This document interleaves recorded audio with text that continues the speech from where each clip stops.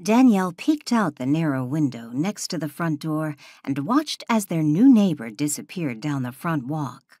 She turned to Heather. "Are you sure?" "Yes, I'm sure. And by the way she looked at me, she recognized me." "Explains why she was at Pearl's house," Walt said. "She probably arrived in town and was eager to see it." "But it doesn't explain why she killed Betty."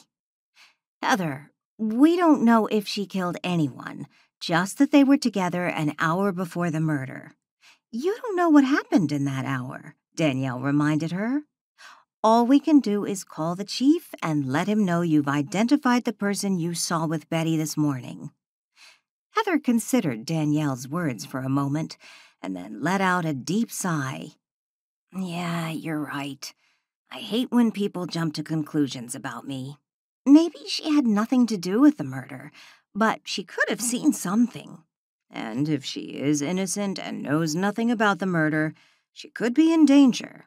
Perhaps she saw something after she left Betty. Something she doesn't even realize is significant," Walt suggested. Together the three returned to the kitchen while Danielle called the chief to tell him they knew the identity of the person of interest. "She could have parked in the alley," Danielle said after she ended her call with the chief. She now sat at the kitchen table with Heather and Walt.